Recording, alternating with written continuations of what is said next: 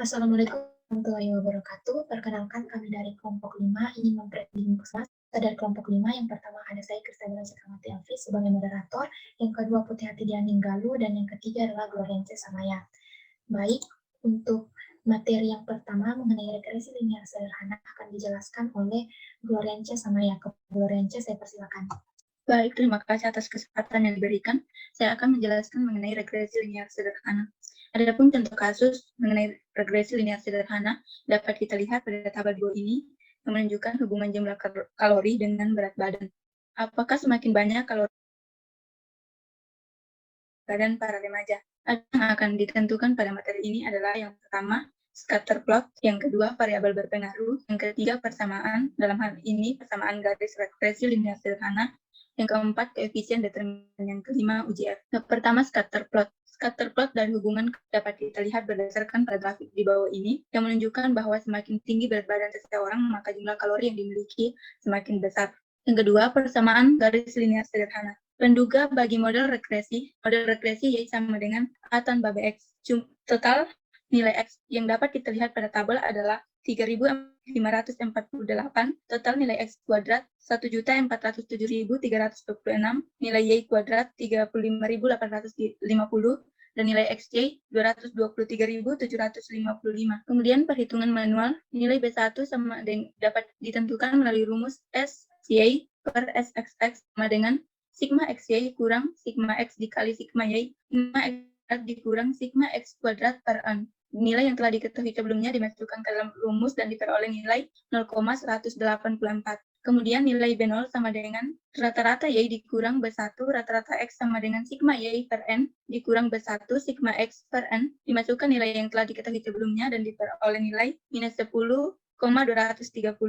Adapun dugaan persamaan garis regresi dan tentukan diperoleh Y topi sama dengan minus 10,230 ditambah 184X. Selanjutnya, output regresi linear melalui Excel. Nilai B0 adalah minus 10,230. Nilai B1, 0,184. Nilai terhitung yang dapat dilihat pada tes start adalah 8,178. Kemudian nilai R kuadrat dapat kita lihat pada nilai regression statistik bagian R square yaitu 0,7. Kemudian nilai F hitung dapat kita lihat pada output ANOVA bagian regression yaitu 68,133. Demikian dari saya kembalikan ke moderator. Baik, untuk materi selanjutnya akan dijelaskan oleh Putih Hati dan Galuh. Kepada Putih Hati, saya persilakan.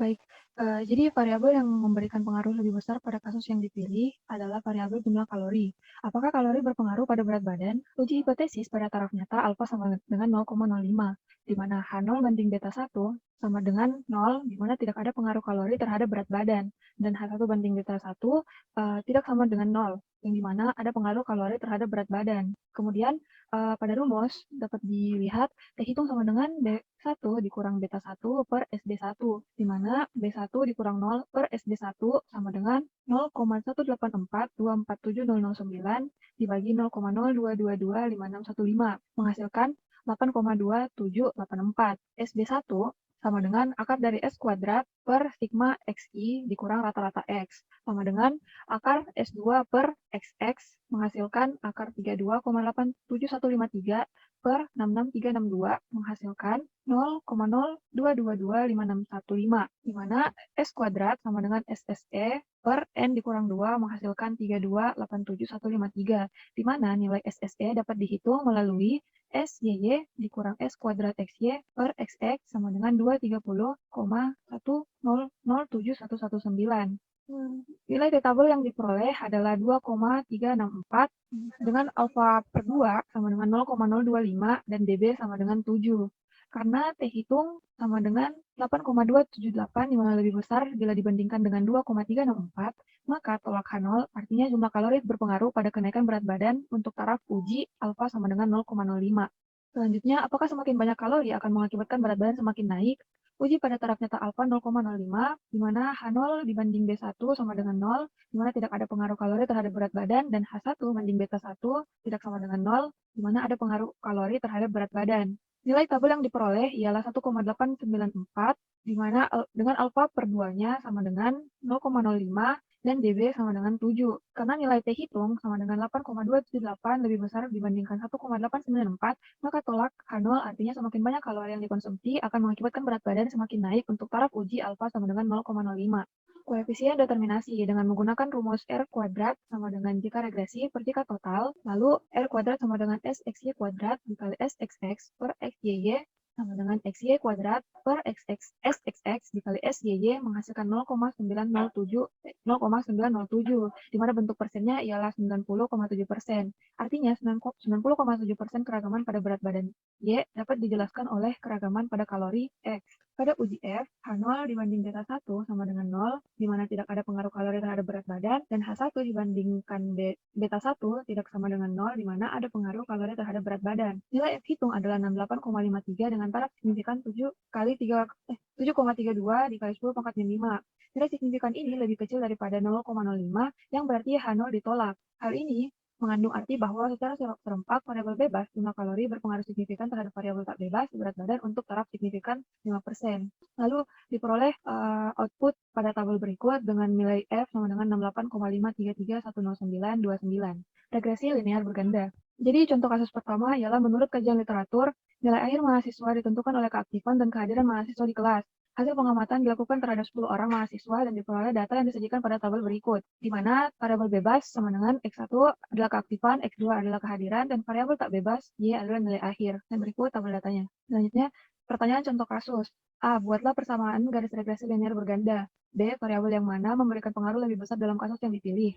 Dan jelaskan mengapa demikian. C. Berapa koefisien determinasinya, dan interpretasi hasil ini. Dan D. Lakukan uji F. Baik, saya kembalikan ke moderator. Baik, kemudian untuk materi selanjutnya akan dijelaskan oleh saya. Yang pertama adalah perhitungan manual. Persamaan garis regresi linear berganda dapat ditentukan oleh persamaan Y sama dengan A ditambah B1 dikali X1 ditambah B2 dikali X2. Kemudian menentukan nilai konstanta dan koefisien regresi B1 dan B2, di mana data-datanya dapat kita lihat pada tabel berikut. Pada tabel sudah terdapat X1 kuadrat, X2 kuadrat, Y kuadrat, X1 dikali X2, X1 dikali Y, dan X2 dikali Y. Kemudian, untuk perhitungannya, yang pertama adalah sigma X1 kuadrat. Sigma X1 kuadrat ini dapat dicari menggunakan rumus sigma X1 kuadrat dikurang dalam kurung sigma X1 dikuadratkan dibagi N. Kemudian nilai-nilai yang telah diketahui dimasukkan ke dalam rumus sehingga menghasilkan 7034,4. Kemudian untuk nilai sigma X2 kuadrat dapat dilihat rumusnya pada slide menghasilkan nilai 1202,5. Untuk nilai sigma Y kuadrat dapat dicari menggunakan rumus sigma Y kuadrat dikurang sigma Y dikuadratkan dibagi N menghasilkan nilai 728,1. Kemudian yang keempat adalah sigma X1Y, di mana sigma X1Y ini dapat dicari menggunakan rumus sigma X1Y dikurang sigma X1 dikali sigma Y dibagi N menghasilkan nilai 2041,8. Kemudian untuk nilai sigma X2Y rumusnya itu hampir sama dengan nilai sigma X1Y dan menghasilkan nilai 629,5. Untuk nilai sigma X1 kali X2 dapat dicari menggunakan rumus kali sigma X2 dibagi N, maka nilai yang dihasilkan itu adalah 1221.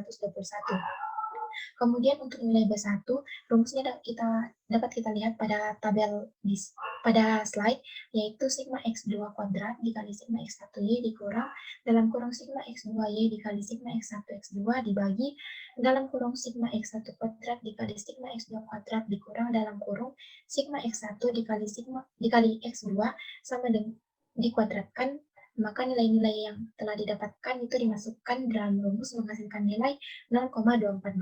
Kemudian untuk B2 itu rumusnya dapat kita lihat pada slide dan nilai yang dihasilkan itu adalah 0,278. Untuk alfa dapat dicari menggunakan rumus sigma Y dikurang B1 kali sigma X1 dikurang dalam kurung B2 dikali sigma X2 dibagi dengan N. Hasilnya adalah 53,91. Jadi dari perhitungan, maka persamaan garis regresi linear berganda itu dapat ditentukan dengan dua variabel bebas. Persamaannya yaitu Y topi sama dengan 53,91 ditambah 0,242 X1 ditambah 0,278 X2. Selanjutnya, hasil yang didapatkan dari software SPSS dapat dilihat pada slide. Nilai alfa adalah 53,911, nilai B1 atau keaktifan itu adalah 0,242, dan nilai B2 yaitu kehadiran adalah 0,278. Koefisien B1 sebesar 0,242 menunjukkan bahwa setiap pertambahan 1 poin atau 1% keaktifan atau X1 maka akan memberikan kontribusi pertambahan nilai sebanyak 0,242 per mahasiswa dengan asumsi bahwa kehadiran mahasiswa atau X2 itu tetap atau konstan. Kemudian, koefisien B2 sebesar 0,278 menunjukkan bahwa setiap pertambahan 1% kehadiran X2 maka akan memberikan kontribusi pertambahan nilai akhir sebanyak 0,278 per mahasiswa dengan asumsi bahwa keaktifan mahasiswa atau X1 itu tetap atau konstan. Nah, selanjutnya, dilihat dari persamaan garis regresi, nilai B2-nya itu lebih besar dibandingkan dengan nilai B1-nya. Jadi, nilai B1 itu menandakan kemiringan X1 atau kemiringan keaktifan, dan B2 menandakan kemiringan X2 atau kehadiran. Jadi, dapat disimpulkan bahwa kehadiran mahasiswa itu lebih berpengaruh daripada keaktifan mahasiswa dalam menentukan nilai akhir atau dalam menentukan variabel Y. Kemudian ada koefisien determinasi. Koefisien determinasi ini dapat dicari menggunakan rumus R kuadrat sama dengan dalam kurung B1 dikali sigma X Y ditambah B2 dikali sigma X2Y dibagi dengan sigma Y kuadrat. Kemudian nilai-nilai yang diketahui dimasukkan dalam rumus dan menghasilkan nilai 0,9189.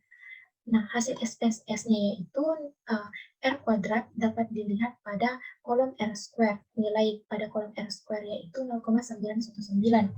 Koefisien determinasi R kuadrat adalah 0,9189 atau setara dengan 91,89%. Artinya 91,89% ini adalah keragaman nilai akhir yang dapat dijelaskan oleh keragaman pada keaktifan mahasiswa dan kehadiran mahasiswa. Sisanya sebesar 8,11%. Nilai 8,11% ini didapatkan dari 100% dikurang 91,89%. Sebesar 8,11% ini dijelaskan oleh faktor lain di luar variabel-variabel pada persamaan regresi linear sederhana, linear berganda.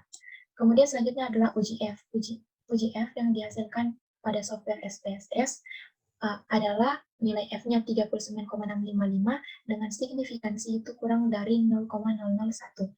Hipotesis yang pertama H0 banding beta 1 sama dengan beta 2 sama dengan 0, yaitu keaktifan dan kehadiran mahasiswa tidak berpengaruh terhadap nilai akhir.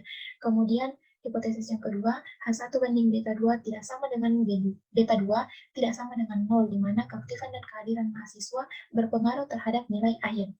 Nah, nilai F hitung pada SPSS adalah 39,655 dengan taraf signifikansi kurang dari 0,001. Nilai signifikan ini lebih kecil dari 0,05, yang berarti H0 ditolak. Hal ini mengandung arti bahwa secara serempak variabel bebas atau keaktifan dan kehadiran berpengaruh signifikan terhadap variabel tak bebas. Dalam hal ini adalah nilai akhir untuk taraf signifikansi 5%. Baik, itu adalah presentasi dari kelompok kami. Mohon maaf bila terdapat kekurangan dalam presentasi kami. Saya tutup dengan mengucapkan wassalamualaikum warahmatullahi wabarakatuh.